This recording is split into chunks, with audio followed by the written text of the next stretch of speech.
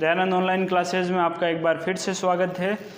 आज का जो अपना टॉपिक है विद्युत विदुर, जो ये अपने फर्स्ट चैप्टर चल रहा था विद्युत क्षेत्र, उसका ये लास्ट टॉपिक है आज। तो विद्युत विदुर हम स्टार्ट करते हैं। विदुर नाम से पता लग रहा होगा, इसमें द्वि और ध्रुव क्या है, दो ध्रुव होंगे इस पे। ठीक है, ध्रुव नाम आपने पहले कब सुना होगा?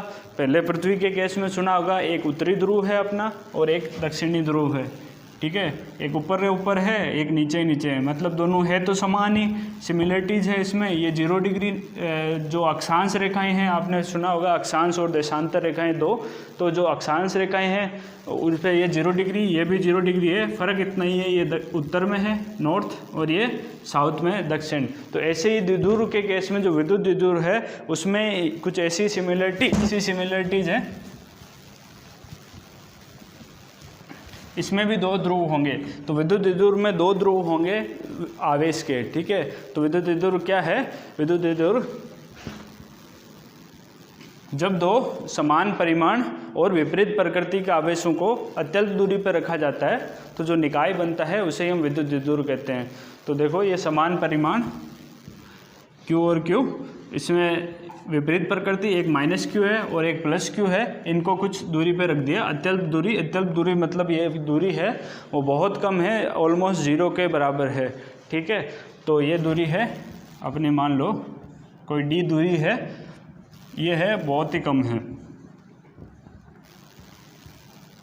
ये होगी अत्यल्प दूरी है। तो क्या हो गया विद्युत द्विध्रुव कि जब दो समान परिमाण और विपरीत प्रकृति के आवेशों को अत्यल्प दूरी पर रखा जाता है तो जो निकाय बनता है, जो ये सिस्टम बना, पूरा निकाय बना, वही विद्युत द्विध्रुव कहलाता है। ठीक है, तो ये विद्युत द्विध्रुव हो गया। अब विद्युत द्विध्रुव के केस में क्या होता है कि जो इन दोनों आवेशों का मध्य बिंदु है, ये -Q और +Q के बीच का जो मध्य बिंदु है, ये मान लो यहाँ पर O लिख दिया मैंने, इस मध्य बिंदु को हम केंद्र कहते हैं, द्विध्रुव का केंद्र कहते हैं।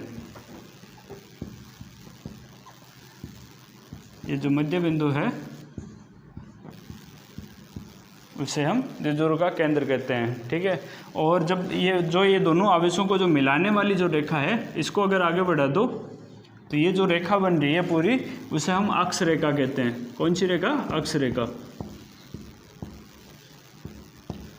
तो दोनों आवेशों के मध्य बिंदु को केंद्र कहते हैं और दोनों आवेशों को जो मिलाने वाली रेखा है उसको आगे बढ़ाने हुए जो रेखा बन रही है उसे हम अक्ष रेखा कहते हैं।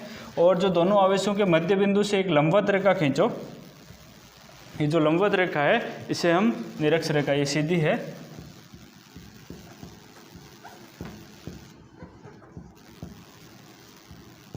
तो क्या क्या हुआ कि एक तो दोनों आवेशों को जो मिलाने वाली रेखा है उसका मध्य बिंदु केंद्र, दोनों आवेशों को जो मिलाने वाली जो रेखा है उसे हम अक्ष रेखा, और दोनों के जो लंबवत है आवेशों के जो मध्य बिंदु के लंबवत जो रेखा खींचते हैं उसे हम निरक्ष रेखा कहते हैं। ठीक है, तो अक्ष रेखा निरक्ष रेखा आपको समझ में आ गई। अब क्या करते हैं, जो ये द्विध्रुव जो आवेश हैं -Q और +Q, इनके बीच का जो मध्य बिंदु से इसकी दूरी लेते हैं हम A और इसकी भी लेते हैं A। तो टोटल दूरी दोनों आवेशों के बीच कितनी होगी?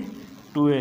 तो ये ध्यान रखने लायक बात है। कभी कभी हमारे क्या होता है कि हमें कन्फ्यूज़न हो जाता है इसमें कि ये 2A कैसे आया। तो हम क्या करते हैं, ये 2A लेते हैं, स्टैंडर्ड जो वैल्यू हम डेरिवेशन मान के चलते हैं, डेरिवेशन करने के लिए जो मान के चलते हैं वो 2A ही मान के चल के, ताकि जो अपना डेरिवेशन है वो आगे हम निकालेंगे कुछ डेरिवेशंस, वो इजीली हो जाए। ठीक है, तो इसमें कंफ्यूज होने की ज़रूरत नहीं है। दोनों आवेशों के जो बीच की दूरी है वो 2A है, क्योंकि एक आवेश से मध्य बिंदु या केंद्र के बीच की दूरी A है, दूसरे आवेश के और मध्य बिंदु के केंद्र के बीच की दूरी A है, तो टोटल दूरी 2A होगी। यहाँ केंद्र है, ये अक्ष रेखा है और ये निरक्ष रेखा है। ठीक है, ये अपना हो गया होगा। अब क्या करते हैं, ये विद्युत द्विध्रुव आया कहाँ से, मतलब ये काम कहाँ आता है, क्यों ये बनाने की ज़रूरत पड़ी हमें इसके लिए? तो वह क्या कि जैसे आपने केमिस्ट्री में और या जैसे हम नॉर्मल लाइफ में देखते हैं, कुछ अणु देखते हैं, जैसे NaCl हो गया, HCl हो गया, जो अणु हैं उनमें दो आवेश होते हैं। जैसे मैं NaCl लेके चलता हूँ, इसमें दो आवेश है, Na+ और Cl-। तो इनमें क्या हुआ कि ये कुछ बंध से जुड़े हुए होते हैं। तो मान लो कि ये Na हो गया, ये Cl हो गया, ये कुछ बंध से जुड़े होंगे, तो इनकी जो कॉमन प्रॉपर्टीज़ है वो हमें स्टडी करनी पड़ती है। देखते हैं कि जो NaCl है उसको विद्युत क्षेत्र में रखा तो ये कैसे काम करेगा, क्या गुण दर्शाएगा। उसको मैग्नेटिक फील्ड चुंबकीय क्षेत्र में रखा तो ये क्या गुण दर्शाएगा। तो उसी को स्टडी करने के लिए विद्युत द्विध्रुव का कॉन्सेप्ट आया। तो इनकी जो कॉमन स्टडी है उसके लिए हम एक टर्म और काम में लेते हैं, जिसे हम बोलते हैं विद्युत द्विध्रुव आघूर्ण, जो ध्रुवीयता को बताता है। तो ये ध्रुवीयता केमिस्ट्री में आपने पढ़ी होगी, नहीं पढ़ी होगी तो भी अपने यहाँ पर काम की नहीं है। विद्युत द्विध्रुव आघूर्ण, इलेक्ट्रिक डाइपोल मोमेंट, ये इलेक्ट्रिक डाइपोल है, ये इलेक्ट्रिक डाइपोल मोमेंट, ठीक है। तो इलेक्ट्रिक डाइपोल मोमेंट क्या है, तो जो ये दोनों आवेश है उनमें से एक आवेश का परिमाण और दोनों आवेशों के जो बीच की दूरी है उसको गुणा कर दो, जो गुणनफल अपने आएगा उसे हम विद्युत द्विध्रुव आघूर्ण कहते हैं। तो ये जैसे -q है, ये अपना +q है, इनके बीच की दूरी 2a होगी। तो विद्युत द्विध्रुव आघूर्ण क्या है, इसको P से हम लिखते हैं, P बराबर होता है एक आवेश का परिमाण इंटू दोनों आवेशों के बीच की दूरी। ये अपना विद्युत द्विध्रुव आघूर्ण हो गया। अब क्या है, एक सदिश लेते हैं हम, तो सदिश रूप में देखेंगे तो यहाँ देखो ये जो A है दूरी वेक्टर, हमेशा ये द्विध्रुव के लिए केस में याद रखना, तो द्विध्रुव के केस में -q से +q की ओर जाते हैं। ये जो दूरी वेक्टर है वो इस साइड में ये 2a वेक्टर है, ठीक है। जो ये वैसे दूरी एक अदिश राशि है, हम बोलने को बोल रहे हैं दूरी सदिश, विस्थापन सदिश होता है। इन दोनों के बीच की सीधी दूरी और विस्थापन यहाँ पर बराबर है क्योंकि हम सीधी दूरी लेके चल रहे हैं। तो इन दोनों के बीच का जो ये सदिश है, जो विस्थापन सदिश लेके चल लो, विस्थापन सदिश है वो 2a वेक्टर हो गया, जिसकी दिशा क्या होगी, -q से +q की ओर होगी। विद्युत द्विध्रुव के केस में ये याद रखना कि जो जिसकी दिशा है, जो दूरी सदिश या विस्थापन सदिश है इन दोनों आवेशों के बीच का, तो वो -q से +q की ओर चलता है, ठीक है। तो ये हो गया, ये वेक्टर हो गया। तो ये भी एक वेक्टर क्वांटिटी है, जो सदिश राशि है, ये सदिश राशि है। तो इसकी दिशा क्या होगी, देखो जिस साइड में ये जो a वेक्टर है उसी की दिशा में ये p वेक्टर होगा। विद्युत द्विध्रुव आघूर्ण की दिशा है वो a वेक्टर की दिशा में होगी। तो यहाँ a वेक्टर की दिशा क्या है, -q से +q की ओर। तो जो विद्युत द्विध्रुव आघूर्ण है उसकी दिशा भी -q से +q की ओर होती है। ये याद रखने लायक बात होती है, हमें कन्फ्यूजन आ जाता है क्योंकि जो इलेक्ट्रिक फील्ड होता है उसके केस में उसकी दिशा क्या होती है, इलेक्ट्रिक फील्ड की प्लस से माइनस की ओर, और यहाँ पर जो विद्युत द्विध्रुव आघूर्ण है उसकी होती है माइनस से प्लस की ओर। ये अपने इलेक्ट्रिक फील्ड की दिशा है और ये विद्युत द्विध्रुव आघूर्ण की दिशा है, इलेक्ट्रिक डाइपोल मूवमेंट की दिशा है। तो ये याद रखने लायक बात है, कंफ्यूज नहीं होना है कि विद्युत द्विध्रुव आघूर्ण क्या है, दोनों आवेशों में से एक आवेश का परिमाण और उनके बीच की दूरी के गुणनफल को विद्युत द्विध्रुव आघूर्ण कहते हैं। और इसकी जो दिशा होती है वो माइनस से प्लस की ओर होती है। हमें जो विद्युत द्विध्रुव को जो लेके चलना पड़ता है हमेशा वो ध्यान रखें कि -q से उसको शुरू करना है, +q की ओर जाना है। वही पॉजिटिव डायरेक्शन होगी उसकी विस्थापन सदिश के लिए भी और उसके विद्युत द्विध्रुव आघूर्ण के लिए भी, ठीक है। अब क्या है, जो ये अपना विद्युत द्विध्रुव आघूर्ण है, प्रोटॉन का आवेश है, मतलब प्रोटॉन का आवेश है और या इलेक्ट्रॉन का आवेश है, ठीक है। तो इलेक्ट्रॉन का या प्रोटॉन का आवेश कितना होता है, 1.6 × 10⁻⁻19 कूलम। तो यहाँ पुट कर दो, Q बराबर हो गया 1.6 × 10⁻⁻19 कूलम, और ये हो गया 1.28 × 10⁻−10 से मल्टीप्लाई कर लो तो ये कितना आ जाएगा, 10⁻−29 इंटू इसका जो है ये Q होता है कूलम और दूरी है मीटर में, ठीक है। तो ये गुणा करके ये इंटू कुछ आएगा, इसका 1.6 × 1.28 है, वो आप निकाल लेना। तो क्या हुआ, जो इसका मात्रक है विद्युत द्विध्रुव आघूर्ण का, वो पहले हम मात्रक निकाल लेते हैं।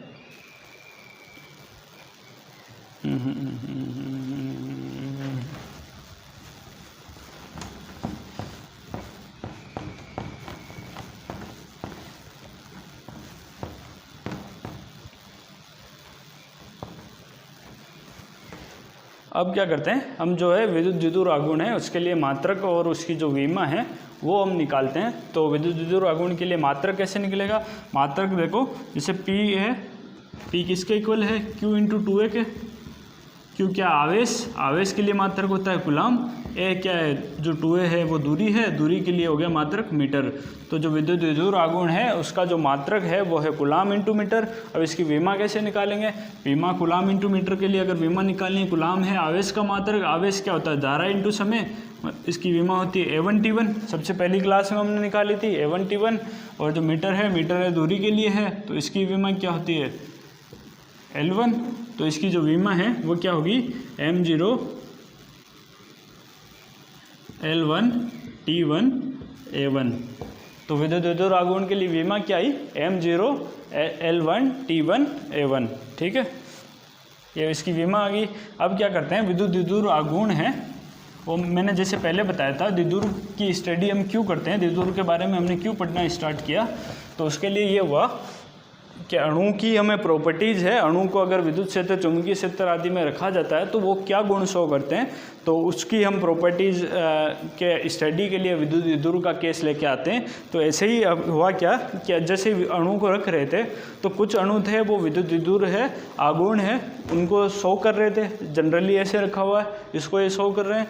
कुछ अणु ऐसे थे जिनको नॉर्मली ऐसे रखा हुआ है तो विद्युत विधुर आघूर्ण को शो नहीं कर रहे थे। उनको क्या हुआ कि बाह्य इलेक्ट्रिक फील्ड में जब रखा तो वो विद्युत विधुर आघूर्ण को शो कर रहे थे, तो इसलिए उनको बोलते हैं प्रेरित विद्युत विधुर आघूर्ण। कैसे हुआ, विद्युत विधुर आघूर्ण है इसको दो टाइप में डिवाइड कर दिया। एक हो गया अपना स्थायी,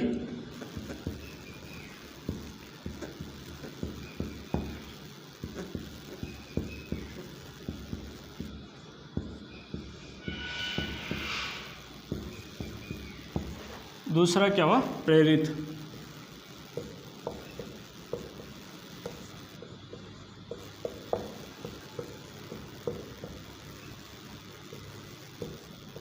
इंड्यूस्ड इलेक्ट्रिक डाइपोल मूवमेंट।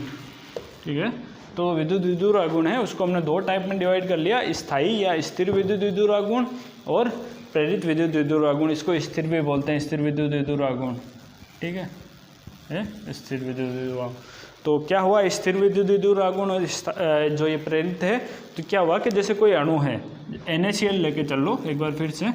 तो NaCl को दो पार्ट में हो गया, Na+ और Cl-। तो इसमें क्या है, जो ये Na+ है और ये जो Cl- है, अगर उसको हम एक गोला लेके चलें, एक आवेशित गोली लेके चलें, स्थिर बिंदु आवेश लेके चलें, तो इनके केंद्रों के बीच की जो दूरी है वो अत्यल्प दूरी हो, लेकिन कुछ दूरी ये शो करता है। तो ये क्या बन गया, ये माइनस है, एक प्लस आवेश है, देखो यहाँ एक -1 है एक +1 है, मतलब +Q और -Q, तो ये विद्युत विधुर बन गया। तो ये क्या शो करेगा, विद्युत विधुर आघूर्ण शो करेगा। तो ऐसे अणु जिनमें बिना किसी बाह्य हमें हेल्प के ये विद्युत विधुर आघूर्ण शो कर रहा है, तो उसे विद्युत विधुर आघूर्ण को क्या बोलेंगे, स्थायी विद्युत विधुर आघूर्ण। और जो ये प्रेरित है, प्रेरित कैसे हुआ, कुछ अणु ऐसे होते हैं जिनमें जो इनके केंद्र जो होते हैं वो एक दूसरे पे ओवरलैपित होते हैं या संपाती होते हैं जिसे बोलते हैं। तो ऐसे ये एक अणु हो गया, दूसरे का हो गया, तो ऐसे ये शो करता है जैसे इनका एक ही केंद्र हो। तो उस केस में क्या होता है, ये डाइपोल कैसे हुआ, ये डाइपोल नहीं हुआ। तो इनको जब हम बाह्य इलेक्ट्रिक फील्ड में रखते हैं तो क्या होता है, जो नेगेटिव है वो इसे आकर्षित होगा। इलेक्ट्रिक फील्ड में क्या है, ये प्लस से माइनस की ओर जाता है इलेक्ट्रिक फील्ड, तो नेगेटिव है वो इससे आकर्षित होगा। तो भैया जो नेगेटिव है वो इधर आ गया और जो पॉजिटिव है वो प्रतिकर्षण के कारण दूर चला गया।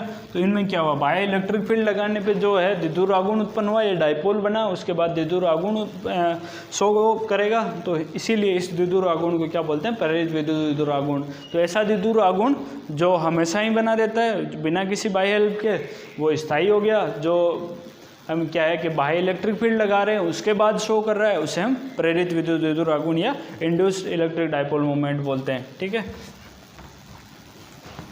अब क्या है, इससे रिलेटेड जो अपना विद्युत विधुर आघूर्ण है उससे रिलेटेड एक एग्जाम्पल कर लेते हैं। एक न्यूमेरिकल अपनी बुक का ही है, 1.18 है। वो क्या बोलता है, NS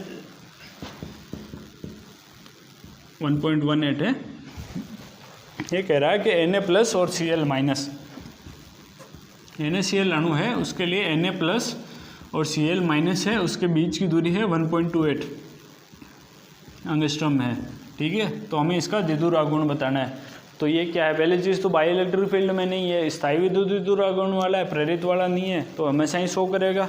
ठीक है। तो हमें विद्युत द्विध्रुव आघूर्ण निकालने के लिए क्या चाहिए, P बराबर होता है Q × 2A, ठीक है। इस पे आवेश +1 या -1, तो +1 और -1 किस बेसिस पे आता है, इलेक्ट्रॉन के ट्रांसफर पे। तो इलेक्ट्रॉन का आवेश कितना होता है 1.6 × 10⁻⁻19, तो ये Q तो आ गया 1.6 × 10⁻⁻19, 2A है, इनके बीच की दूरी है, बीच की दूरी कितनी है 1.28 एंगस्ट्रॉम। तो पहले इसको चेंज करो 1.28 को 1.28 × 10⁻−10 मीटर। ये हमेशा ध्यान रखना पड़ता है, हमें कन्फ्यूजन के कारण मिस्टेक्स हो जाती है, इस जो हम चेंज नहीं करते यूनिट्स को। ऐसा यूनिट्स जो स्टैंडर्ड यूनिट्स है, जैसे द्रव्यमान के लिए किलोग्राम हो गई, दूरी के लिए जो है मीटर है, समय के लिए सेकंड है, तो उनमें हमेशा चेंज करना पड़ता है। जब हम क्वेश्चंस कर रहे होते हैं तो ये माइनर्स सी जो मिस्टेक है, हमें मात्रक की जो मिस्टेक है वो पूरा क्वेश्चन सही करने के बावजूद ये गलत करवा देती है, ठीक है। तो हमें ये ध्यान रखना पड़ता है कि ये यूनिट्स है, उसको हमेशा चेंज करो, ठीक है। तो इनके बीच की दूरी 1.28 × 10⁻−10 मीटर होगी। तो ये 2A आ गया अपना। आवेश है, एक इलेक्ट्रॉन का ट्रांसफर है, +1 और -1, तो इलेक्ट्रॉन का आवेश कितना होता है 1.6 × 10⁻−19 कूलम, ठीक है। बीच की दूरी होगी 1.28 × 10⁻−10, तो कितना आ गया ये ऑलमोस्ट 10⁻−29 कूलम मीटर। इसमें कुछ 1.6 × 10 1.28 है, इसको मल्टीप्लाई करके जितना आता है, जैसे आता है इसमें 2.048 × 10⁻−29 कूलम मीटर। तो क्या हुआ, एक आवेश है, एक आवेश का मान इंटू दोनों आवेशों के बीच की दूरी है, इनको गुणा करो तो विद्युत द्विध्रुव आघूर्ण का मान अपने आ जाता है। अब क्या है, हमने जो निरक्ष रेखा और अक्ष रेखा जो देखी थी उस पर हम विद्युत द्विध्रुव आघूर्ण तो हमने देख लिया, उस पर विद्युत द्विध्रुव के कारण जो विद्युत क्षेत्र जो उत्पन्न होता है वो कितना होता है वो हम निकालेंगे। क्या करना है, विद्युत द्विध्रुव ये मैं हटा रहा हूँ, थोड़ा बोर्ड की ज़रूरत पड़ेगी अपने। तो अपना जो अगला टॉपिक है वो विद्युत द्विध्रुव की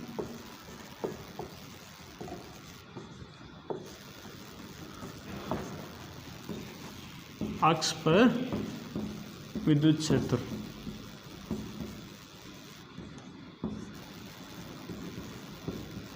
थोड़ी राइटिंग ज़्यादा सुंदर है तो ध्यान से देख लेना।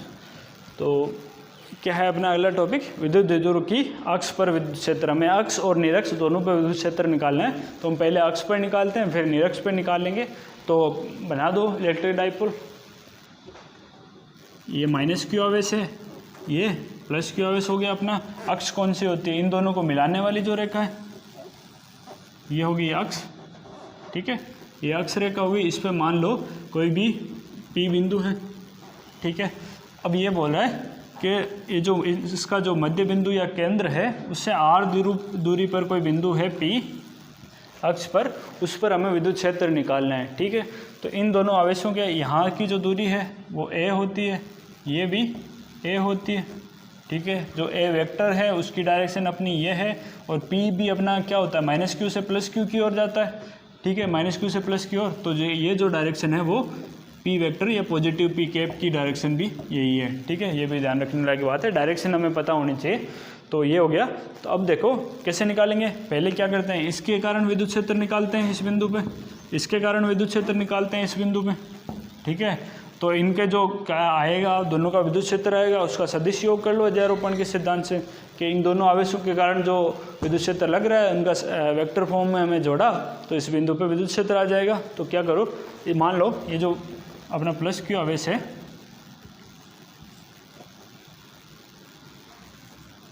+q आवेश है, इस पर जो विद्युत क्षेत्र लग रहा है वो E1 मान लिया, ठीक है। अभी वेक्टर नहीं ले रहा मैं, परिमाण ही लिखा है। -q आवेश है, इसकी डायरेक्शन +q वाले की जो धनात्मक आवेश है उसके लिए बाहर की ओर, तो ये बाहर की ओर जो डायरेक्शन होगी इसकी होगी। अब -q आवेश है, -q आवेश क्या करता है, आकर्षण को शो करता है, तो अंदर की ओर होगी, तो ये -q के लिए विद्युत क्षेत्र की दिशा होगी, ठीक है। ये E1 E2। अब अगर वेक्टर फॉर्म लें तो देखो ये जो बाहर की ओर है ये P कैप वाली डायरेक्शन ही है, जो विद्युत द्विध्रुव आघूर्ण की डायरेक्शन है वो भी माइनस से प्लस की ओर होती है।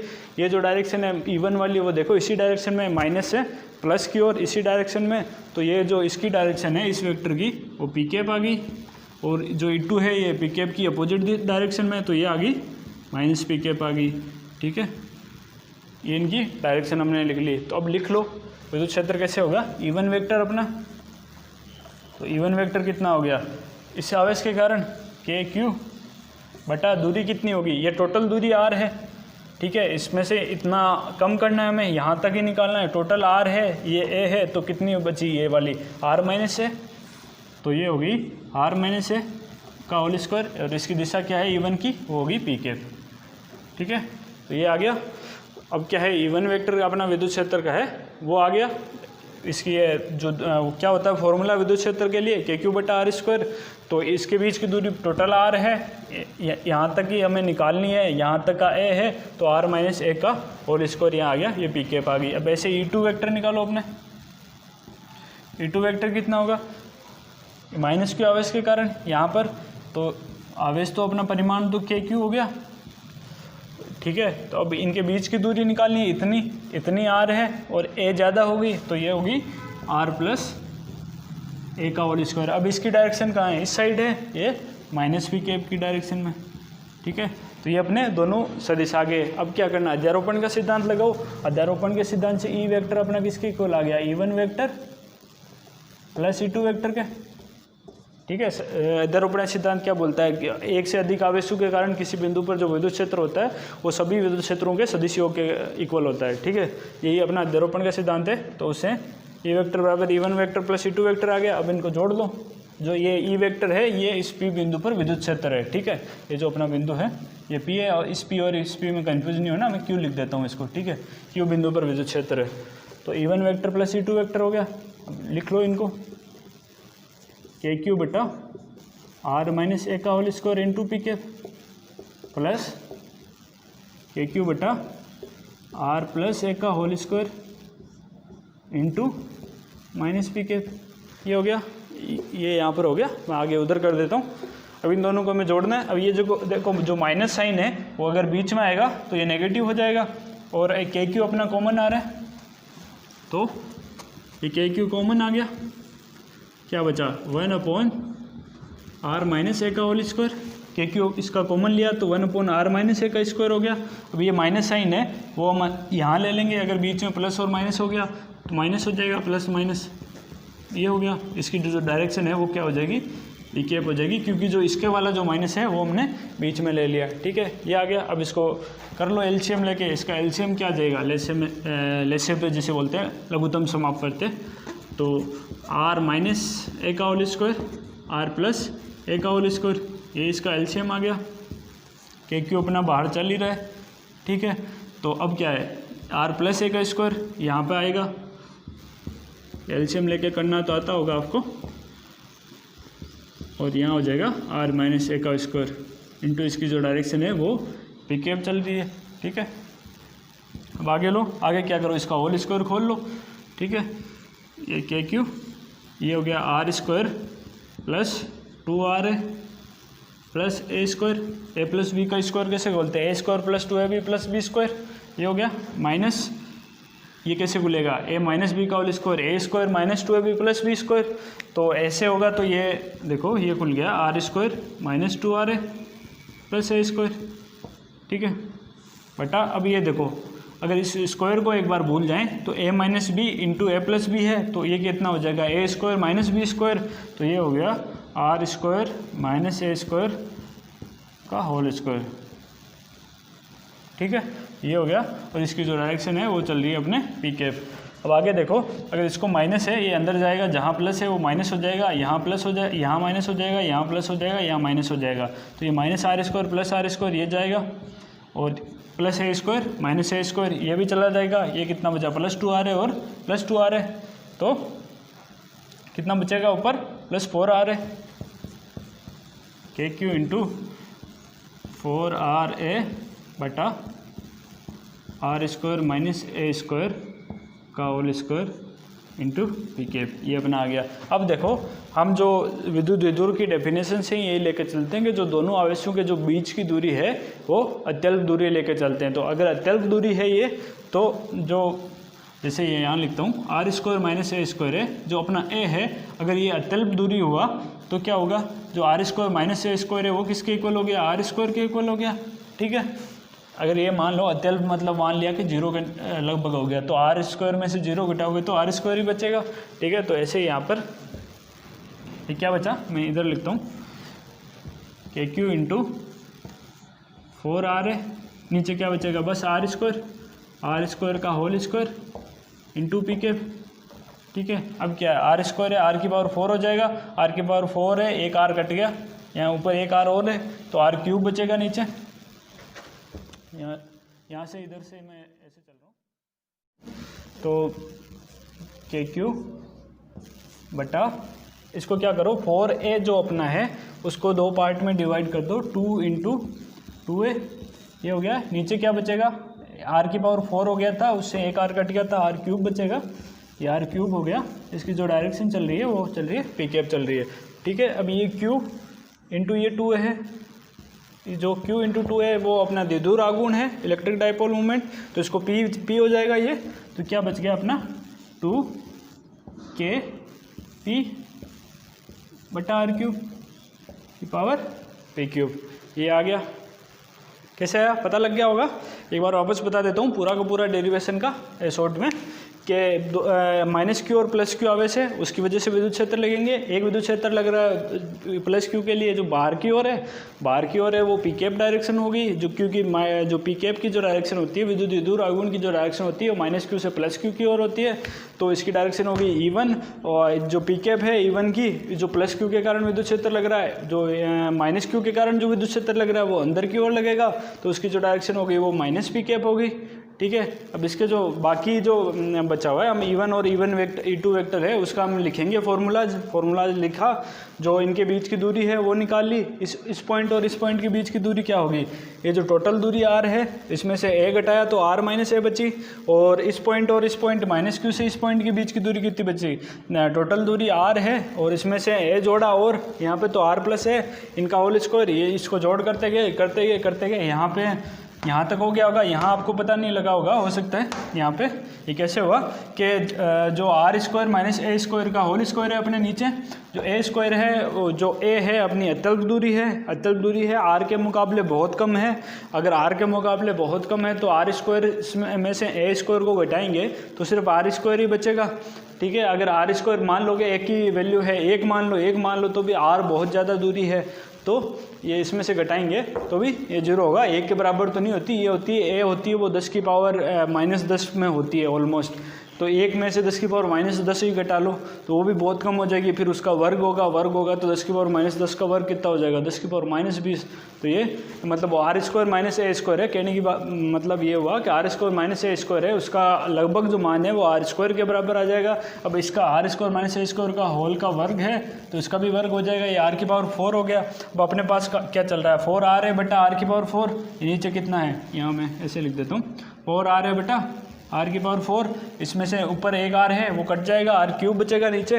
अब जो अपना 2a है जो 4a है उसको 2 इंटू 2a में लिख दिया। अब जो ये q है और ये 2a से मल्टीप्लाई होगा तो ये p बना लेगा, विद्युत द्विध्रुव आघूर्ण इलेक्ट्रिक डाइपोल मोमेंट।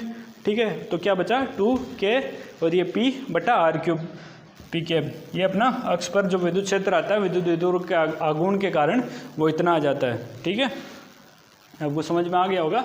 अब हम क्या करेंगे, अब हम निरक्ष पर निकालेंगे।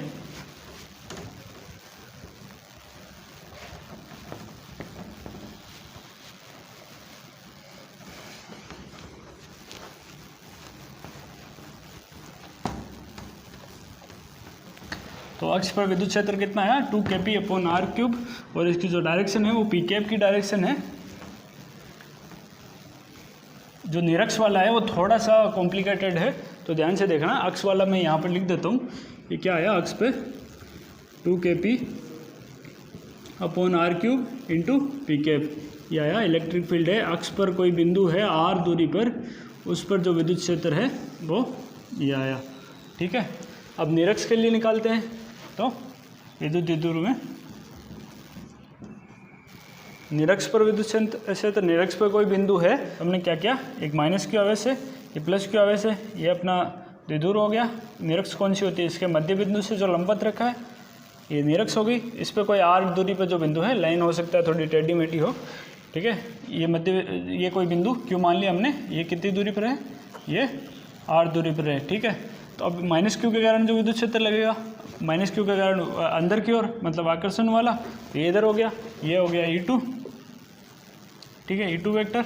और जो प्लस क्यू है, प्लस क्यू के कारण जो विद्युत क्षेत्र लगेगा ये हो गया E1 वेक्टर, ठीक है। जो प्लस क्यू के कारण लग रहा है वो प्रतिकर्षण वाला है, वो बाहर की ओर लगेगा। जो माइनस क्यू के कारण लग रहा है वो अंदर की ओर लगेगा। इनके बीच की दूरी ये ए है और ये ए है, तो ये कितनी होगी, आर स्क्वायर प्लस ए स्क्वायर का अंडर रूट पाइथागोरस से, ठीक है। तो अब क्या करते हैं, अब ये कोण मान लिया हमने थीटा कोई, ठीक है। तो ये अगर कोई लाइन खींची इसके पैरेलल तो ये कोण भी थीटा होगा, ठीक है। तो ये जो E2 का जो घटक है वो E2 cos थीटा हो गया।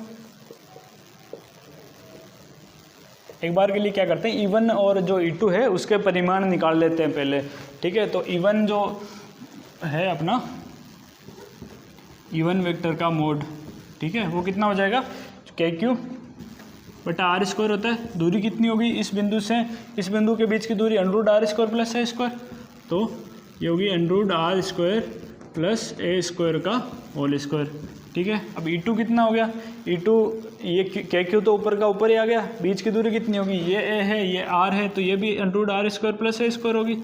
तो जो अपना E2 का मोड है, परिमाण है, वो भी इतना ही हो जाएगा, KQ बटा इसका मोड का स्क्वायर होगा तो are square plus A square आ गया, मतलब ये दोनों इक्वल आ गए। तो क्या है कि जो E1 वेक्टर है E2 वेक्टर है, इनका जो परिमाण है वो समान है, लेकिन इनकी जो डायरेक्शन आ रही है वो E1 वेक्टर की ये है, E2 वेक्टर की ये है। तो हमें क्या करना पड़ेगा, अब घटक करके निकालना पड़ेगा। अब देखो यहाँ पे ये कोण अगर थीटा है तो ये E2 cos थीटा हो गया, परिमाण की बात करें तो E2 का मोड का cos थीटा हो गया, ठीक है। और ये जो नीचे वाला जो घटक होगा, एक बार मैं इसकी पिक्चर है वो साइड में बना देता हूँ। जैसे ये बिंदु है, इस पर ये E1 लग रहा है और ये E2 लग रहा है, यहाँ पे क्या है, थीटा कोण है, ठीक है। तो E2 का ये घटक कौन सा होगा, E2 cos थीटा। अब देखो ये E1 और E2 है, हमने निकाला कि ये दोनों इक्वल है, ठीक है। E2 और E1 का जो मोड है वो इक्वल है, तो ये कोण भी कितना हो जाएगा, ये थीटा हो गया, ठीक है। तो ये भी कितना हो गया, E1 cos थीटा, इसका घटक भी E1 cos थीटा आ गया, इधर का E2 cos थीटा आ गया। अब इसका जो घटक होगा दूसरे वाला साइन ऊर्ध्वाधर जो घटक है वो इधर आएगा, क्योंकि नीचे की ओर है, तो इसका जो ऊर्ध्वाधर घटक है वो आ गया E2 sin थीटा, और इसका जो ऊपर की ओर है तो ऊर्ध्वाधर घटक इसका भी ऊपर की ओर आ जाएगा, ये हो गया E1 sin थीटा। अब अपना जो थीटा है, थीटा ये थीटा, और यहाँ पर देखो सारी भुजाएं समान है, r a under r square plus A square, under r a plus A square, और आर और ए, ठीक है। तो ये जो थीटा है ये दोनों कोण समान होंगे। अगर ये दोनों कोण समान है तो क्या हुआ, देखो ये ऊर्ध्वाधर जो घटक है, ऊर्ध्वाधर क्या हो जाएगा, E1 sin theta minus E2 sin theta, ये हो गया। इसका अगर मोड ले तो, ठीक है, हम परिमाण लेके चल रहे हैं, तो E1 और E2 बराबर है, थीटा भी बराबर है, तो जो ऊर्ध्वाधर घटक है वो तो आ गया अपना 0। तो अपना जो इस बिंदु पर जो इलेक्ट्रिक फील्ड आएगा वो क्षैतिज घटक की वजह से आएगा। क्षैतिज घटक, क्षैतिज में दो लग रहे हैं, E1 cos थीटा और E2 cos थीटा। अब इसकी जो डायरेक्शन है वो ये है। अब देखो माइनस क्यू से प्लस क्यू की ओर होती है पी कैप, ये डायरेक्शन है पी कैप की, ठीक है। तो ये डायरेक्शन किसकी हो जाएगी, माइनस पी कैप की। यहाँ जो डायरेक्शन लग रही है वो ये वाली लग रही है, तो ये किसकी डायरेक्शन हो गई, माइनस पी कैप। तो ये दोनों जो इलेक्ट्रिक फील्ड है E1 cos theta plus E2 cos theta, तो वो उनकी डायरेक्शन क्या हो गई, माइनस पी कैप की साइड में। तो टोटल जो इलेक्ट्रिक फील्ड है इस बिंदु पे कितना हो जाएगा, EQ बिंदु, उस पर हो गया E1 वेक्टर का mod cos theta plus E2 vector का mod cos theta into minus P cap, क्योंकि ये इस साइड लग रहा है, ठीक है, ये हो गया। अब E1 और E2 ये इक्वल है, थीटा भी इक्वल है, तो ये क्या हो गया, 2E1 cos theta, 2E1 cos theta into minus P cap हो गया।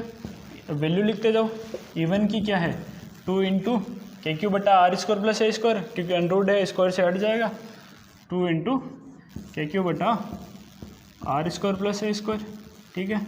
अब ये cos थीटा कितना होगा, cos थीटा यहाँ से देखो, cos थीटा बराबर क्या होता है, आधार बटा कर्ण।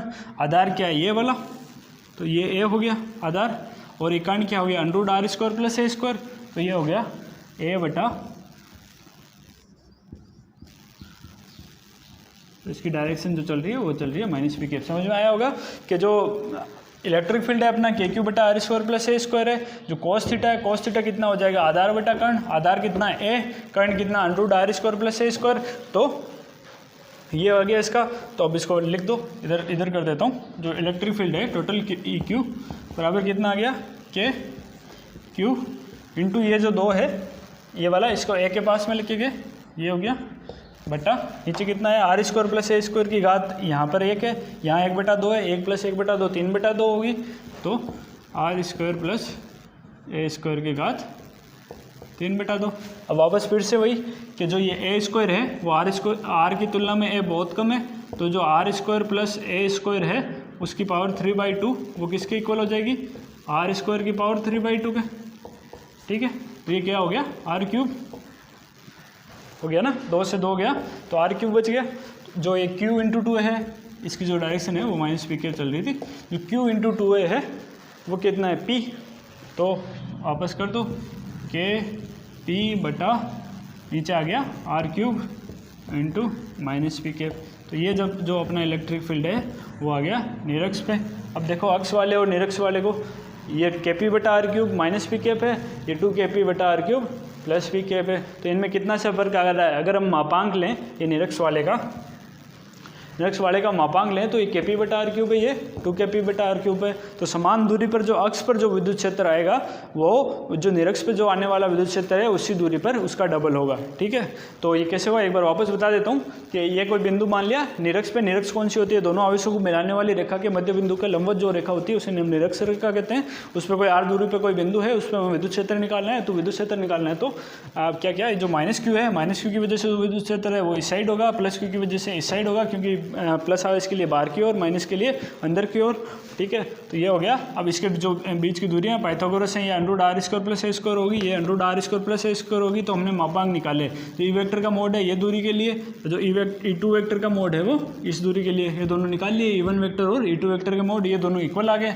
ठीक है, अब इसके घटक किए तो पता लगा ये थीटा थीटा अगर कोण हो तो 37 घटक हो गया, ये ई1 कोस थीटा, ई2 के लिए वजह से ई2 कोस थीटा हो गया। और जो इसके ऊर्ध्वाधर घटक है, ई1 ऊपर की ओर लग रहा है तो उसका ऊर्ध्वाधर घटक ऊपर की ओर, ई2 नीचे की ओर लग रहा है तो उसका ऊर्ध्वाधर घटक नीचे की ओर, तो ये ई2 साइन थीटा और ई1 साइन थीटा हो गया।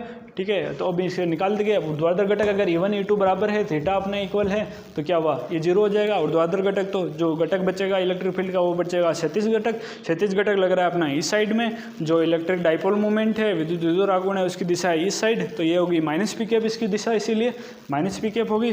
और जो ये हम कैलकुलेशन करते गए और यहाँ पर ये हमें यही ध्यान रखना पड़ता है कि जो दोनों ही कैसे हम अक्ष के लिए भी ले रहे थे और निरक्ष के लिए भी ले रहे थे, तो उस केस में हमें ये ध्यान रखना जो दोनों आवेशों के जिस बिंदु पर हम निकाल रहे हैं विद्युत क्षेत्र, वो दूरी जो दोनों आवेशों के मध्य की दूरी है उससे बहुत ज़्यादा अधिक होती है। ठीक है, तो यही होता है। तो ये निरक्ष पे जो आया उसको यहाँ निरक्ष लिख देता हूँ मैं।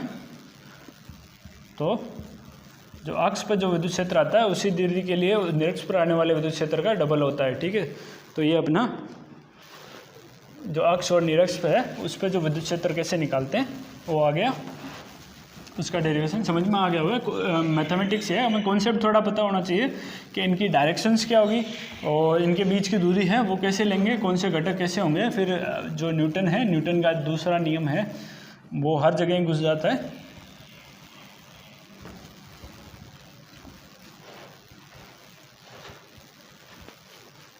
ठीक है, ये आ गया अपना अक्ष पे और ये आ गया निरक्ष पे। तो इनको कंपेयर किया तो क्या आया, अगर हम मोड लेंगे जो ई निरक्ष है इसका हम मोड लेके चल रहे हैं, तो 2 इंटू ई निरक्ष है वो किसके होगा, ई अक्ष के। ठीक है, ये काफ़ी इंपॉर्टेंट बात होती है। कुछ क्वेश्चंस में क्या होता है कि अक्ष के लिए उसी दूरी पे दे दिया, उससे हमें सीधा ही निरक्ष पे पूछ लेता है, तो कंफ्यूज होने की ज़रूरत नहीं है।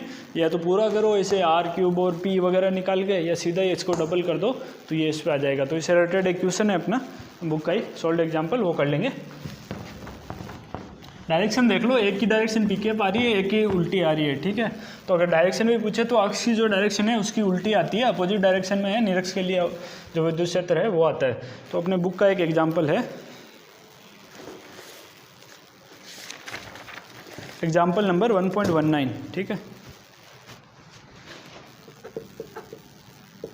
1.19 क्या कहता है कि दो बिंदु आवेश है 5 माइक्रोकुलाम और -5 माइक्रोकुलाम परस्पर 1 सेंटीमीटर दूरी पर रखे हैं।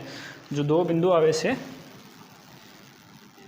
-q + q, ये दोनों हैं, ये -5 माइक्रोकुलाम है, ये +5 माइक्रोकुलाम है। बुक में सिर्फ गुलाम लिखा हुआ है हिंदी वाली में, तो उसको माइक्रो कर लेना, ठीक है। परस्पर 1 सेंटीमीटर की दूरी पर रखे हैं, और इनको 1 सेंटीमीटर की दूरी पर रख दिया, ठीक है। पेज की दूरी जो 2a है। अब ये पूछ रहा है कि इनके मध्य बिंदु से 0.30 मीटर की दूरी पे, इनका जो मध्य बिंदु है उससे 0.30 मीटर की कोई दूरी है, r बराबर 0.30 मीटर हो गया, ठीक है। उस पर क्या बताना है, उसमें अक्ष और निरक्ष दोनों पे विद्युत क्षेत्र की तीव्रता बतानी है। पहले अक्ष पे निकाल दो, फिर निरक्ष पे निकाल लेंगे, और सिर्फ तीव्रता परिमाण ही बताना है हमें, तो ज़्यादा हमें डायरेक्शन का लफड़ा में पढ़ना ही नहीं है।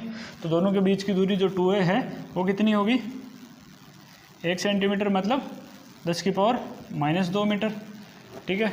और आवेश अपने को पता लग गया माइक्रो में, तो ये जो q है, q की वैल्यू कितनी होगी, 5 × 10⁻6 कूलम। इसका जो परिमाण हम लेके चल रहे हैं, ठीक है, माइनस और प्लस साइन लेके नहीं चल रहे हैं। r अपने को पता लग गया। तो अक्ष पर जो विद्युत क्षेत्र है, अक्ष पर विद्युत क्षेत्र कितना होता है, इसका अगर परिमाण लेके चलें हम, तो अक्ष पर होता है 2kp/r³, ठीक है। ये अक्ष के लिए हो गया। अब अपने को क्या क्या चाहिए, r है, r अपने को गिवन है, के अपने को पता होता है 9 × 10⁹ न्यूटन मीटर स्क्वायर पर कूलम स्क्वायर, ये भूल तो नहीं गए होंगे, याद होगा। और p है, p क्या है, विद्युत द्विध्रुव आघूर्ण है। विद्युत द्विध्रुव आघूर्ण कितना होता है, p निकालना पड़ेगा हमें, q × 2a। तो q कितना हुआ, q है 5 × 10⁻6, और जो दूरी है दोनों के बीच की दूरी 2a कितनी है, 10⁻², तो ये होगी 10⁻², तो ये हो गया 5 × 10⁻8 कूलम × मीटर, ठीक है। ये अपना p आ गया। अब क्या करना है, E निकालो। E अक्ष पर कितना हो गया, E अक्ष का है वो क्या है, 2 × k लिखो 9 × 10⁹, P कितना आया, 5 × 10⁻8 बटा r³ r कितना है 0.30, तो 0.30 का 0.3 बोलते हैं सर, 0.30, तो 0.30 का क्यूब हो गया। तो ये अक्ष के लिए अपना विद्युत क्षेत्र आ गया। तो मल्टीप्लाई वगैरह कर लो, कितना आया, ये 9 दूनी 18, 18×5 90, और ये बचा 900 बटा 9 9 27 10⁻³ ये बचा अपना, ठीक है। तो ये हो गया 9 27 10⁻5/3, ये देख लो कितना जो भी आ रहा है, ये हो जाएगा 0.333 × 10⁻5 न्यूटन पर कूलम, ठीक है। ये आ गया 0.333। कैसे आया, ये जो कैलकुलेशन करके कर लेना, कैलकुलेशन का देख लेना, मैं जल्दबाजी में किया हो सकता है गलत भी हो जाए, मैं चेक कर लेता हूँ, सही है। 0.33 × 10⁻5, इसको लिख लो 3.333 × 10⁻4 न्यूटन पर कूलम। तो ये अपना अक्ष पर आ गया। अक्ष पर क्या होता है, 2kp/r³ होता है, तो उससे हमने सीधा फॉर्मूला वैल्यू पुट की, और ये अपना अक्ष आ गया। अब निरक्ष पर निकालेंगे, हो जाएगा kp/r³, ठीक है। तो ये कर लो, इसका बटा 2 हो जाएगा, kp/r³। तो ये वैल्यूज पुट कर दी कि ये p की ये है, r की ये अपने को पता है, तो इसका बटा 2 जो भी होगा 0.333/2 × 10⁻5 न्यूटन पर कूलम है। तो आ गया समझ में कि हम अपने को दिया हुआ है कि दोनों के बीच की जो दूरी है वो दे रखी है, दोनों आवेश दे रखे हैं, और जो और क्या है, एक दूरी दे रखी है जिस पे अक्ष और निरक्ष पे हमें विद्युत क्षेत्र निकालना है, ठीक है। तो अब आगे करते हैं। आगे क्या है, अपना जो लास्ट टॉपिक है इस चैप्टर का,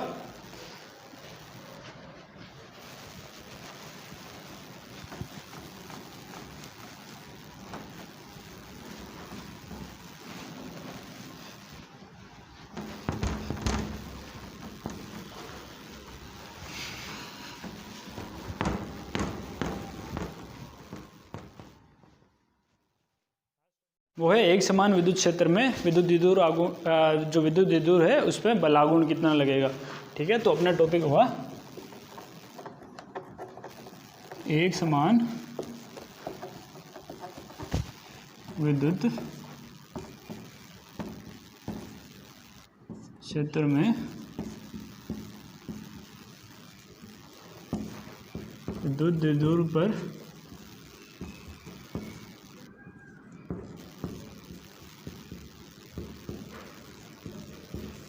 बलागुण। तो हमें टॉर्क निकालना है, टॉर्क पता होगा, टाउ से जिसे लिखते हैं, टॉर्क निकालना है। जो विद्युत द्विध्रुव को हमने क्या किया, एक समान विद्युत क्षेत्र में लिख दिया। एक समान विद्युत क्षेत्र कैसे दिखाते हैं, अगर ये ऐसे जो सीधी रेखाएं हैं इसे हम एक समान विद्युत क्षेत्र लिखते हैं, जो समांतर हो और इनके बीच की जो दूरी है वो भी समान होती जाए।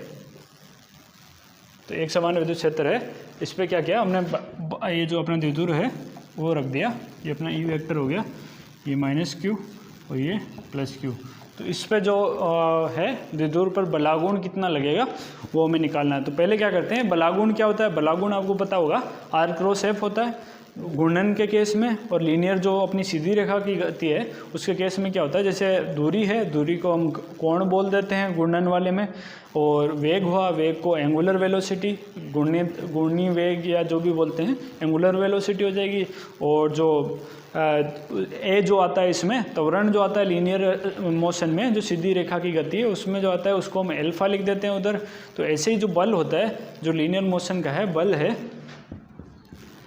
उस केस में जो घूर्णित मोशन है उसके लिए टॉ लिखते हैं, टॉर्क, बलागुण।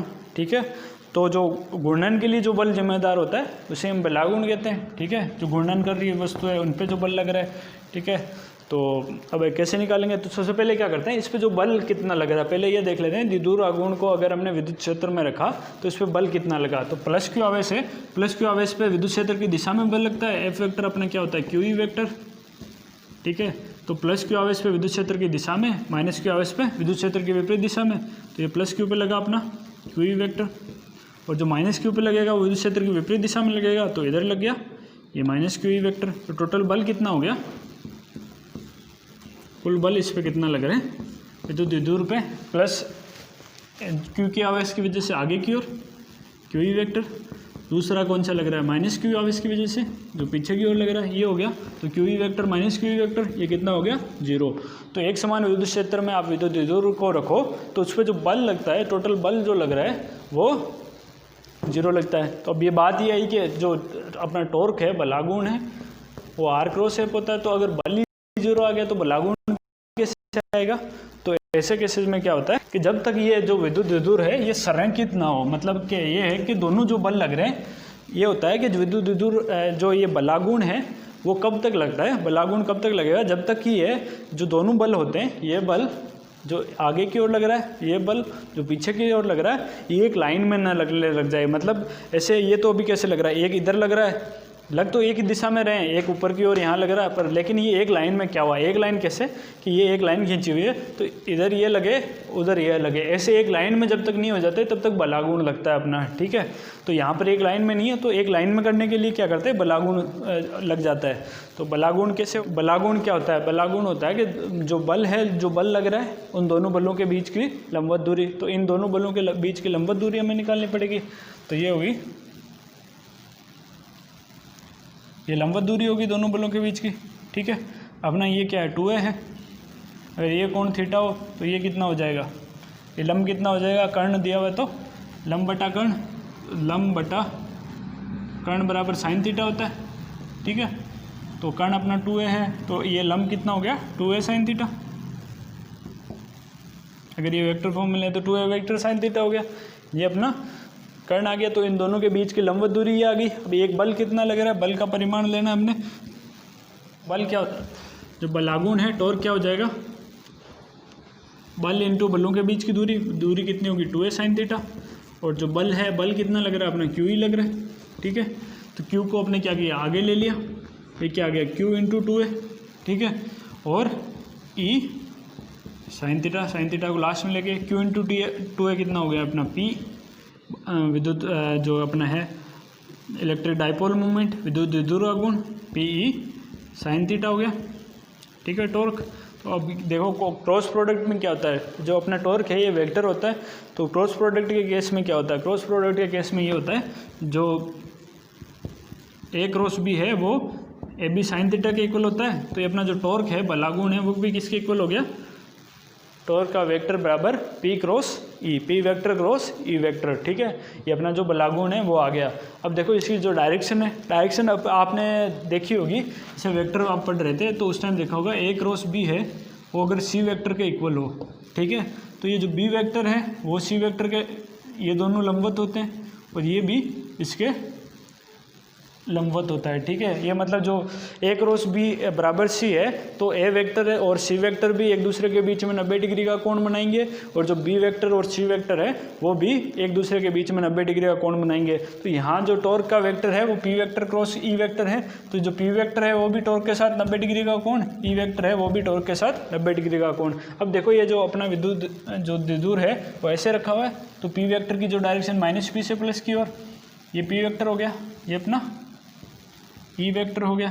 तो इससे जो लंबवत बनाते हैं वो कैसे बनेगा, ये दोनों से लंबवत हो गया। अगर बाहर की ओर देखें तो बाहर की ओर को हम, अब बोर्ड में तो ऐसे बाहर की ओर कोई रेखा बना नहीं सकते, तो ये कोई जो टॉर्क है उसकी डायरेक्शन हो जाती है, ये दोनों से लंबवत है, ये पी वेक्टर से भी लंबवत है और जो ई वेक्टर है उससे भी लंबवत है, ठीक है। ये इसकी डायरेक्शन ऐसे कंफ्यूज मत होना कि ये नीचे की ओर कैसे लगा दी। जैसे कोई अगर एक्स एक्सिस हो, वाई एक्सिस है, ये मान लो ये एक्स एक्सिस में है, एक्स वाई में हो गया, ये ऐसे अगर थीटा पे हुआ, और ये वाई एक्सिस या एक्स एक्सिस में, तो इनके बीच का जो 90 डिग्री, अगर इनके जो दोनों का लिए 90 डिग्री का जो है वो जेड एक्सिस होगा। जेड एक्सिस कैसे होती है, 3D में देखें तो बाहर की ओर होगी, बाहर की ओर है, टॉर्क है वो बाहर की ओर लग रहा है, तो टो वेक्टर की जो डायरेक्शन है वो एक दूसरे, इन दोनों के पी वेक्टर और ई वेक्टर है, दोनों के लंबवत होगी, ठीक है। ये हो गया अपना टो बराबर पी साइन थीटा। अब कुछ विशेष स्थितियाँ देख लेते हैं, जैसे ये थीटा कोण के लिए अगर थीटा बराबर 0 हो, विशेष स्पेशल कंडीशंस, विशेष स्थितियाँ, ठीक है। तो अगर थीटा बराबर 0 हो, 0 डिग्री हुआ तो क्या हुआ, पी साइन थीटा है, तो टॉर्क बराबर आ गया 0। थीटा बराबर 180 हुआ तो भी साइन 180 कितना होता है 0, तो टॉर्क बराबर 0। अगर साइन है ये पूरा है, सबसे ज़्यादा कहाँ आता है, साइन का मान 90 डिग्री पे सबसे ज़्यादा आता है। अगर थीटा बराबर 90 डिग्री हो तो साइन थीटा 1 हो जाएगा, तो ये आ जाएगा टो मैक्स। जो अपना टॉर्क है विद्युत जो अपना बलागुण है उसका जो मैक्सिमम मान है वो कितना आ जाएगा, पी ई के बराबर आ जाएगा। अब देखो थीटा 0 और थीटा 180 दोनों ही 0 आ रहा है, तो इन दोनों में डिफरेंस क्या है। अब मान लो ऐसे इसको देखें तो ये अपना जो है ये रखा हुआ है विद्युत द्विध्रुव, ठीक है। अब इस पर जो विद्युत क्षेत्र है उसकी ऐसे है डायरेक्शन, ठीक है। तो ये थीटा कोण बना रहा है, ये यहाँ पर जैसे ये थीटा कोण बना रहा है, तो 0 डिग्री कैसे होगा, ये ऐसे होगा, और 180 डिग्री कैसे होगा, ये उल्टा जाके ऐसे होगा, ठीक है। तो इलेक्ट्रिक फील्ड अगर इस डायरेक्शन में यहाँ पर प्लस क्यू आवे से, तो इस पर बल भी इस साइड लगेगा, तो ये क्या है, ये ऐसे ऐसे घूमता जाएगा, तो ये 0 डिग्री जैसे बनेगा, तो वो उसमें हेल्प करेगा ये जो बल लग रहा है, ठीक है। ये बल क्या करेगा, ये इस साइड लाने की कोशिश कर रहा है, मतलब ये जो बल है वो देखो कैसे हुआ कि एक बल इधर लग रहा है, एक बल इधर लग रहा है, ठीक है। एक बार वापस बताता हूँ, एक बल इधर है, एक बल इधर लग रहा है, ठीक है। तो ये बल इधर लगेगा, ये बल इधर लगेगा, तो ये क्या ऐसे घूमते घूमते इस साइड आने की कोशिश करेगा, तो ये एक रेखा में आ जाएगा। तो जैसे थीटा बराबर 0 डिग्री पर जैसे आ रहा है, तो जो टॉर्क आ रहा है वो इसकी स्थायी साम्य अवस्था हुई, क्योंकि ये बलों की दिशा की वजह से हो रही है, ठीक है, स्थायी साम्य अवस्था, ठीक है।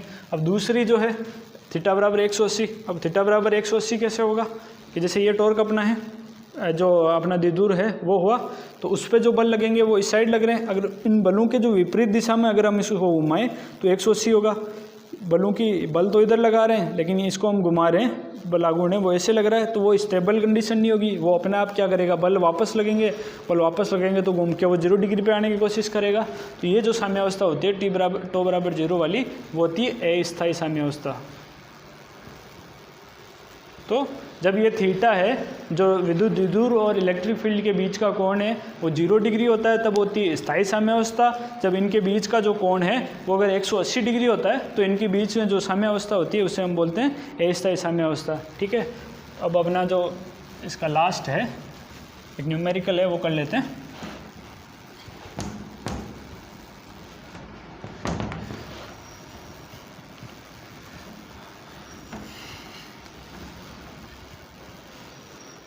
न्यूमेरिकल क्या है,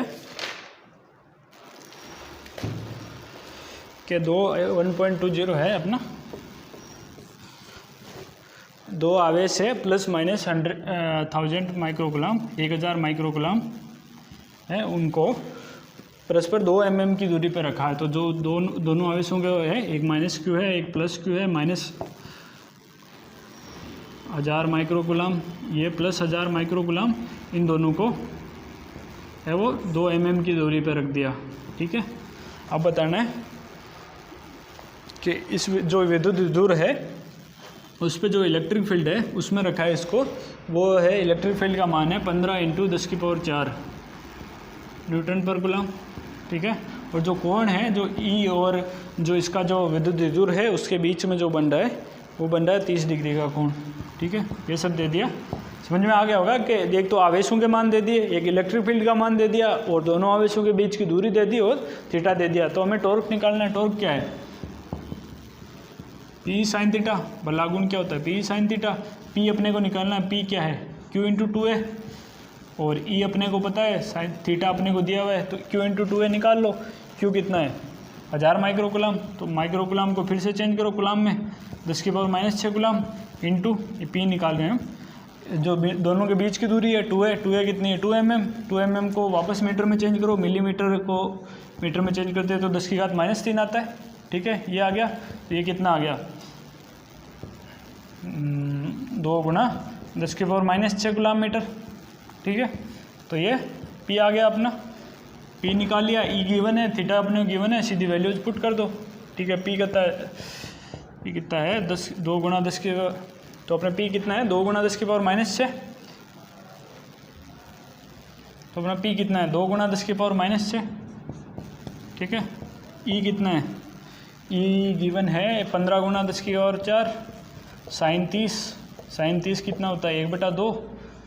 ठीक है, 1/2 ये हो गया 30, 30/2 15 इंटू 10⁻⁻2। क्या टॉर्क बताना है? तो उसका होता है न्यूटन इंटू मीटर।